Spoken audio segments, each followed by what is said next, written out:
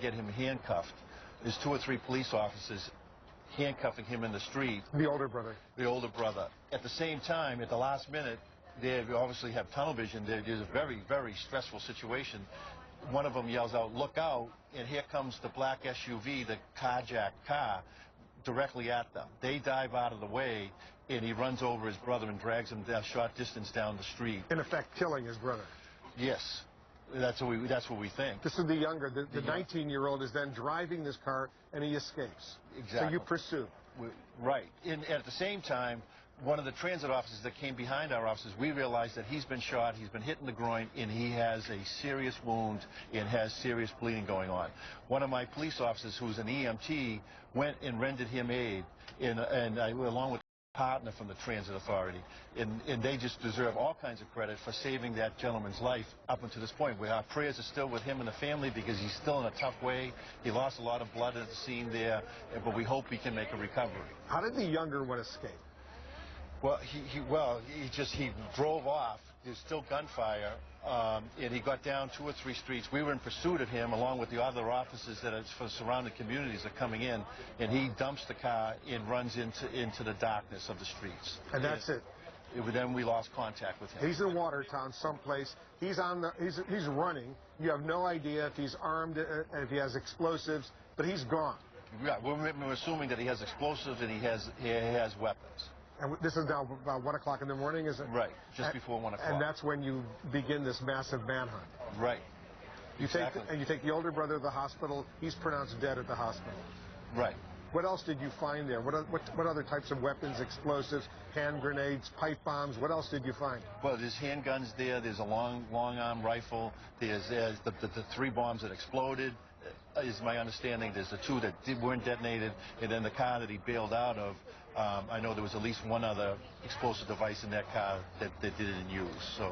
So there were at least six bombs they had, if you will. When he was, and we move fast forward now. Last night, it's now after 7 o'clock, almost 8 o'clock at night last night. You find him in the boat. He's alive, but he's seriously injured, right? And after a 20-minute negotiation with the FBI, he gives himself up. Right. They arrest him. They don't read him his Miranda rights. Explain. I'm not great on this, but my understanding with the FBI and the federal authorities, and it's a terrorist act, that they don't get certain rights that the rest of us would be afforded. So they wanted to make sure that if we did speak with him, be given his Miranda rights, that something else kicked in. We didn't. He was just. You were told this in advance. If you find the guy, your officers are not going to read him his Miranda rights. But that never played out. There was no interviewing at the scene. He needed aid, and we got him to the hospital. I mean, he was in no position to talk or anything like that. Exactly. He was just a very weak. Did he mumble anything? Did he say anything? Did he give any political statements? Anything along those lines? My understanding, he didn't have anything to say, but I don't know. And what about during the 20-minute negotiation with the FBI when they were working out his surrender? Did he make any statements that could be useful? No, he didn't make no.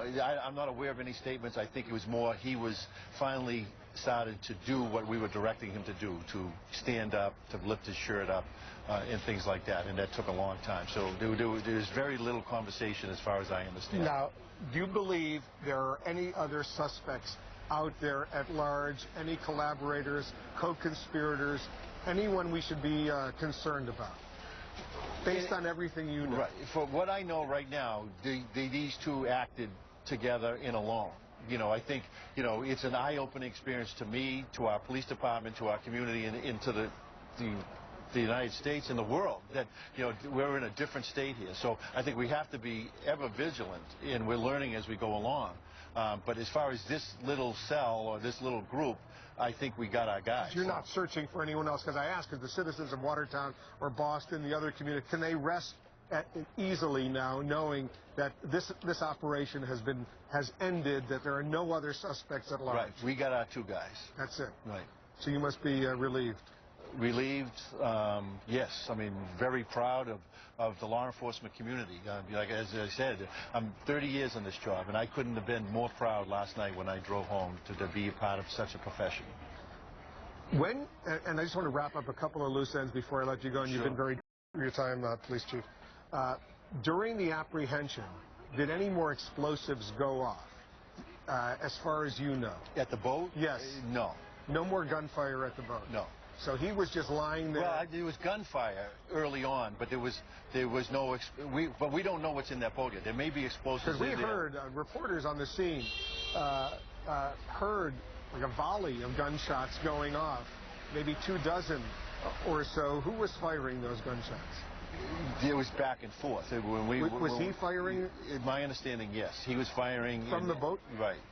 And it was through the plastic. They saw him poking through the plastic, if you will, of the boat, and then gunfire erupted. And you say they had sophisticated vision equipment from a helicopter, could see through the boat cover, if you will, to see what there was movement underneath. Right. We knew there was a body in that boat through the state police helicopter. It's heat seeking, so he has a higher body temperature than the boat would, so we could tell, and every time he moved, we could see that on the uplink. As you could tell from that heat seeking kind of, exactly. That's pretty sophisticated. You don't have that in the Watertown Police Department. That's federal assistance that you're getting at a pretty sophisticated level. They talking about assets, and they're bringing Black Hawk helicopters and everything else in. I said, well, I got a couple of bicycles. Yeah, you've never seen stuff like that before. No. It's just amazing. You know, from the president to the governor, they said, we will give you everything you need, and they did give us everything we needed. And just to be precise, the nature of the two brothers, the guns that they had, do you know what, not necessarily specifically what kind, but in generic terms, what were those guns? I don't know. I haven't seen those guns yet. It was just, there's so much going on in the last 24, 36 hours that I haven't seen all the evidence. I know we have 3 cruisers that we'll probably never drive again that are shot up. You know, so there's a lot of damage, but I haven't seen everything. Because here's what, it just jumps out, and I'm going to let you go, and it's been an intriguing question. They had a lot of explosives, they had guns, they had some pretty sophisticated equipment. 2 guys who didn't have any money.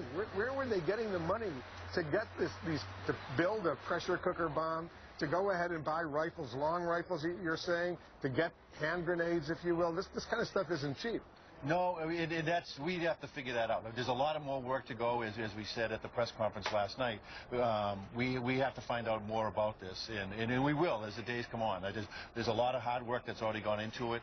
I think it moved quickly, and it's great. And before we wrap up, I just want to say the support that I've gotten at the Watertown Police Department, the Boston Police Department, and all law enforcement from local, across the country, across the world. I mean, we have gotten so many people reaching out to us.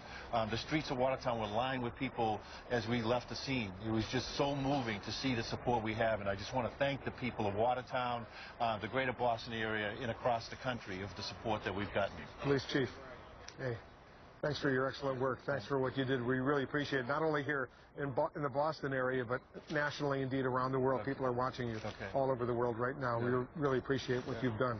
Thank you very much. I really appreciate it. Thanks for bringing this to an end. Edward DeVoe is the Watertown, Massachusetts Police Chief, and thank all the men and women who work with you as well. Yeah, I will. All right, one of the most chilling facts about this case, one of the suspects was actually on the FBI's radar just last year and the year before, but this wasn't the only red flag out there. We're going to discuss what happened as our special live coverage from Boston continues. Most of us